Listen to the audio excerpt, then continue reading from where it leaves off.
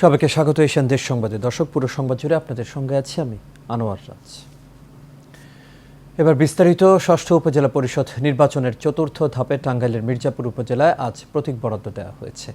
সকাল 10টায় টাঙ্গাইল জেলা রিটার্নিং কর্মকর্তার কাছ থেকে আনারস প্রতীক পান 4 বারের সংসদ সদস্য মরহুম মোহাম্মদ একাব্বর হোসেনের ছেলে মির্জাপুর উপজেলা আওয়ামী লীগের সাধারণ সম্পাদক ব্যারিস্টার তাহরিম হোসেন সীমান্ত। এরপরই মির্জাপুর বাজারে বিভিন্ন শ্রেণী পেশার মানুষের সাথে দেখা করেন এবং দোয়া চান তিনি।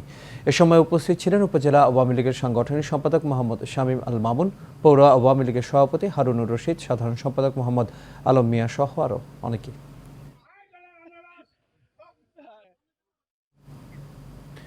আসন্ন ষষ্ঠ উপজেলা নির্বাচনের দ্বিতীয় ধাপে নির্বাচন উপলক্ষে দিনাজপুরের বীরগঞ্জ থানা পুলিশের ব্রিফিং প্যারেড অনুষ্ঠিত হয়েছে। সকালে বীরগঞ্জ থানা পুলিশের আয়োজনে বীরগঞ্জ পাইলট উচ্চ বিদ্যালয় মাঠে পুলিশের ব্রিফিং প্যারেড অনুষ্ঠিত হয়। বীরগঞ্জ থানার তদন্ত কর্মকর্তা মইনুল ইসলামের সঞ্চালনায় অফিসার ইনচার্জ মুজিবুর রহমানের সভাপতিত্বে অনুষ্ঠানের প্রধান অতিথি ছিলেন অতিরিক্ত পুলিশ সুপার মমিনুল করিম। বিশেষ অতিথি হিসেবে আরও উপস্থিত ছিলেন উপজেলা নির্বাহী অফিসার ও সহকারী রিটার্নিং অফিসার ফজলে এলাহি, সহকারী কমিশনার ও এক্সিকিউটিভ ম্যাজিস্ট্রেট রাজকুমার বিশ্বাস ও উপজেলা নির্বাচন অফিসার আখি সরকার।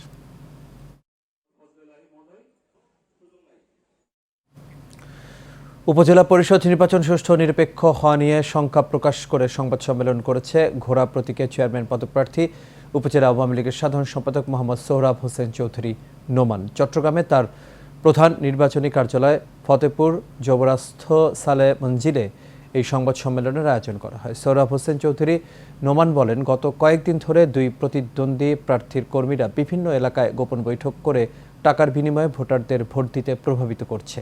তাই উপজেলা পরিষদ নির্বাচন অবাধ, সুষ্ঠু ও নিরপেক্ষ করার জন্য প্রয়োজনীয় ব্যবস্থা গ্রহণের প্রশাসনের কাছে দাবি জানান তিনি।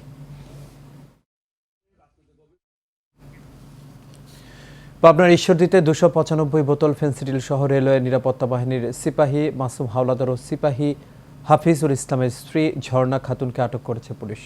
ঈশ্বরদী পৌরশহর ফকিরের বটতলা, পিয়ারাখালী ও স্কুলপাড়া এলাকায় অভিযান চালিয়ে মাসুম হাওলাদারের ভাড়া বাসা থেকে 234 বোতল এবং হাফিজুল ইসলামের বাসা থেকে 61 বোতল ফেন্সিডিল সহ নগদ 1,30,500 টাকা উদ্ধার করে পুলিশ। আটককৃত দুই আসামি সহ পলাতক হাফিজুল ইসলামের বিরুদ্ধে ঈশ্বরদী থানায় মাদক আইনে মামলা করা হয়েছে।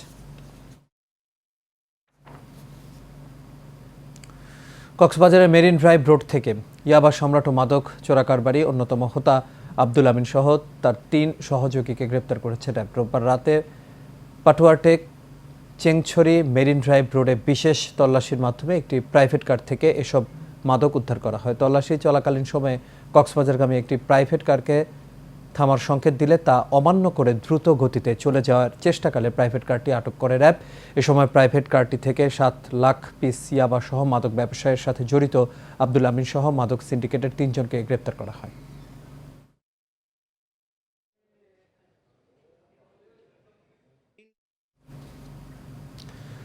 গাইবান্ধায় মাদক মামলায় সীমা খাতুন নামের এক নারীকে যাবজ্জীবন কারাদণ্ড ও মইনুল ইসলাম নামের অপর এক আসামিকে বেকসুর খালাস প্রদান করেছে আদালত। দীর্ঘ শুনানি শেষে আদালতে এ রায় ঘোষণা করেন অতিরিক্ত জেলা ও দায়রা জজ আদালতের বিচারক মোহাম্মদ ফিরোজ কবির। মামলার সংক্ষিপ্ত বিবরণে জানা যায়, 2022 সালের 29 ফেব্রুয়ারি গাইবান্ধার গোবিন্দগঞ্জ উপজেলার মায়ামণি হোটেলের সামনে থেকে 100 গ্রাম হেরোইন ও 6 বোতল ফেন্সিডিল সহ মাদক ব্যবসায়ী সীমা খাতুনকে গ্রেপ্তার করে পুলিশ। সীমা খাতুন গোবিন্দগঞ্জ উপজেলার চরমগাছা পার্বতীপুর গ্রামের আজিজুল হকের মেয়ে।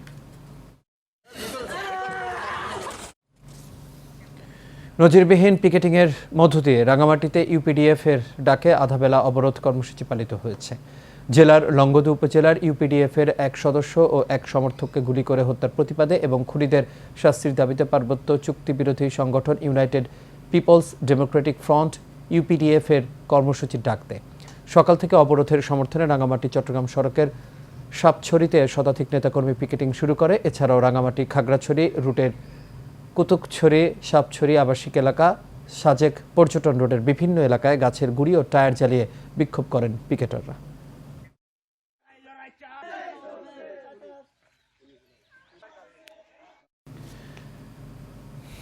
বাংলাদেশের চা বাগানের মধ্যে সিলেটের চায়ের খ্যাতি বিশ্বজোড়া, কিন্তু এই চা তৈরির পেছনে লুকিয়ে আছে হাজার হাজার শ্রমিকের শ্রম আর ঘামের গল্প। ভারতের আসাম, উড়িষ্যা, বিহার, উত্তরপ্রদেশ সহ বিভিন্ন এলাকা থেকে দরিদ্র শ্রমিকদের প্রলোভন দিয়ে এই অঞ্চলে নিয়ে আসে ব্রিটিশরা। পরিশ্রম করার পরও শোষণ, শাসন আর নির্যাতনের শিকার হয়ে একসময় মূল্যকে চলো আন্দোলনের ডাক দেন ৩০,০০০ চা শ্রমিক। ১৯২১ সালের ২০ মে বাগান ফেলে সিলেট থেকে ভারতে যাওয়ার পথে চাঁদপুর মেঘনা ঘাটে পৌঁছালে শ্রমিকদের ওপর নির্বিচারে গুলি চালায় ব্রিটিশ সৈন্যরা। গুলিতে মারা যান শত শত চা শ্রমিক। তাই তো ২০ মেকে চা শ্রমিক দিবস হিসেবে সরকারি স্বীকৃতি দেওয়ার দাবি জানান এখানকার চা শ্রমিকরা।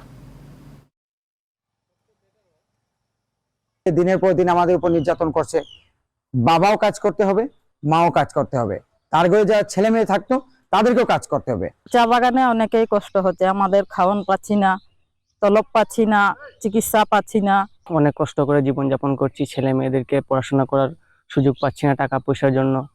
আমরা চাইছি যে যদি আগের মতন আমাদের বাগান সুন্দর মতন চলে যায়, তাহলে আমরাও চা শ্রমিকরা সুন্দরভাবে চলে যেতে পারবো আর কি।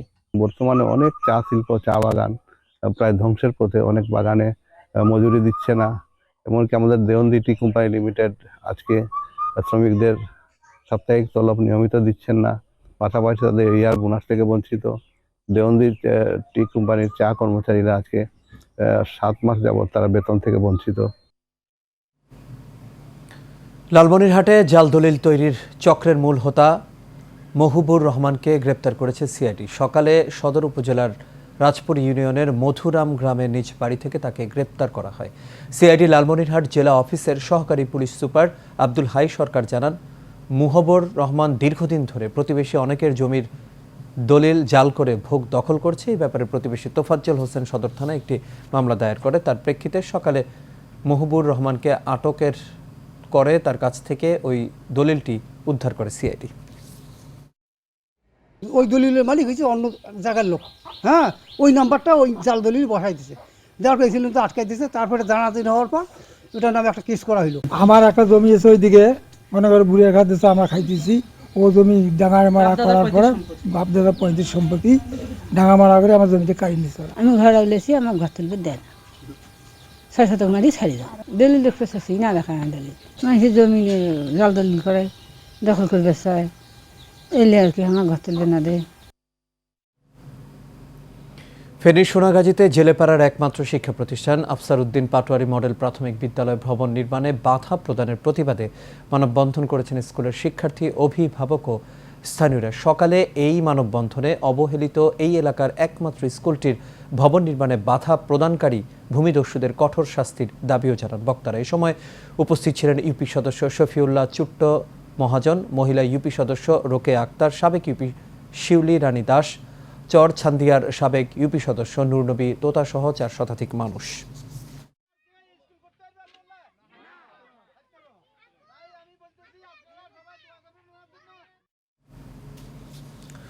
পটুয়াখালীর কলাপাড়ায় প্রথমবারের মতো শুরু হয়েছে মাসব্যাপী তাঁত শিল্প মেলা। দুপুরে বেলুন উড়িয়ে এই শিল্প মেলার উদ্বোধন করেন কলাপাড়া উপজেলা নির্বাহী কর্মকর্তা রবিউল ইসলাম। কলাপাড়া পৌর শহর ব্যবসায়ী সমবায় সমিতির আয়োজনে সরকারি মোজাহার উদ্দিন বিশ্বাস কলেজ মাঠে এই মেলার আয়োজন করা হয়। উদ্বোধনের সময় কলাপাড়া পৌর শহর ব্যবসায়ী সমবায় সমিতির সভাপতি নাজমুল আহসান, প্রেস ক্লাব সভাপতি হুমায়ুন কবির ও রিপোর্টার্স ইউনিটির সভাপতি সাইফুল ইসলাম, রয়্যাল টেলিভিশন সাংবাদিক ফোরামের সাধারণ সম্পাদক ফরিদ উদ্দিন বিপু উপস্থিত ছিলেন।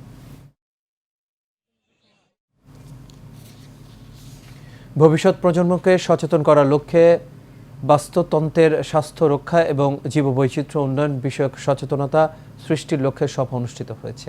সকালে বিদ্যালয় মিলনায়তনে অনুষ্ঠিত সভায় বিদ্যালয়ের 9ম শ্রেণী এবং 10ম শ্রেণীর শিক্ষার্থীরা অংশগ্রহণ করেন। জীববৈচিত্র্য সংরক্ষণ, জলবায়ু পরিবর্তনের প্রভাব কমিয়ে আনতে নতুন বৈজ্ঞানিক পদ্ধতি সংযোজন বিয়োজন হওয়া বিষয়ে ধারণা প্রদান করা হয়। সভায় মূল প্রবন্ধ উপস্থাপন করেন ওয়ার্ল্ড ফিশ বাংলাদেশের সহযোগী গবেষক সাগরিকা স্মৃতি। প্রধান অতিথি বক্তব্য রাখেন ওয়ার্ল্ড ফিশ বাংলাদেশের ইকোফিশ 2 প্রকল্প ম্যানেজার মোহাম্মদ মাহবুবুল ইসলাম। বিশেষ অতিথির বক্তব্য রাখেন খেপুপাড়া মৎস্য গবেষণা ইনস্টিটিউটের প্রধান গবেষক ডক্টর আশরাফুল হক, সিনিয়র মৎস্য কর্মকর্তা অপু সাহা সহ আর অনেকে।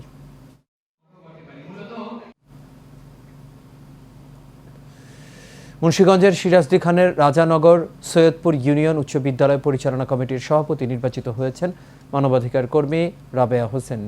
গতকাল বিকেলে উপজেলা নির্বাহী অফিসারের কক্ষে বিদ্যালয়ের দাতা সদস্য, অভিভাবক প্রতিনিধি, শিক্ষক প্রতিনিধি ও সংরক্ষিত নারী প্রতিনিধি সহ মোট 9 জন ভোটার ভোট প্রয়োগ করে রাবেয়াকে নির্বাচিত করেন। এ সময় উপস্থিত ছিলেন উপজেলা নির্বাহী অফিসার ও রিটার্নিং কর্মকর্তা সাব্বির আহমেদ, উপজেলা মাধ্যমিক শিক্ষা অফিসার মোহাম্মদ বিজানুর রহমান ভুইয়া, সাংবাদিক নজরুল ইসলাম বাবুল, বীর মুক্তিযোদ্ধা আব্দুল মতিন হাওলাদার সহ আর অনেকে।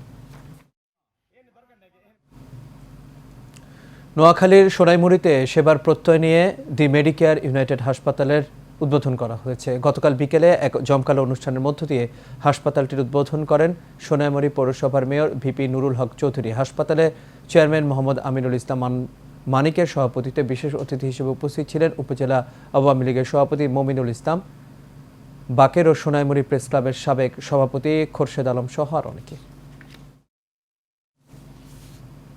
গাজীপুরের কালিয়াকৈর উপজেলার শফিপুর আইডিয়াল পাবলিক কলেজের সৌজন্যে এসএসসি পরীক্ষায় কৃতকার্য শিক্ষার্থীদের সংবর্ধনা প্রদান করা হয়েছে। সকালে কলেজ অডিটোরিয়ামে আয়োজিত সংবর্ধনা অনুষ্ঠানে উপজেলার বিভিন্ন শিক্ষা প্রতিষ্ঠানের প্রায় 3 শতাধিক এসএসসি পরীক্ষা উত্তীর্ণ শিক্ষার্থীরা অংশ নেয়। এ সময় উপস্থিত ছিলেন প্রতিষ্ঠানের প্রতিষ্ঠাতা ও চেয়ারম্যান মোহাম্মদ হাবিবুর রহমান, কলেজের সহকারী অধ্যাপক আফফান আলী, কলেজের প্রশাসনিক কর্মকর্তা এসএম রামপ্রসাদ বর্মন, সহকারী অধ্যাপক শওকতুজ্জামান।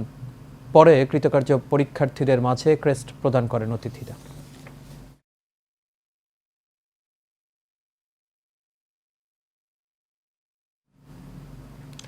দর্শক, এই ছিল আমাদের এখনকার আয়োজন। আমাদের পরবর্তী সংবাদ দেখার আমন্ত্রণ রইল। এতক্ষণ সাথে থাকার জন্য সবাইকে ধন্যবাদ।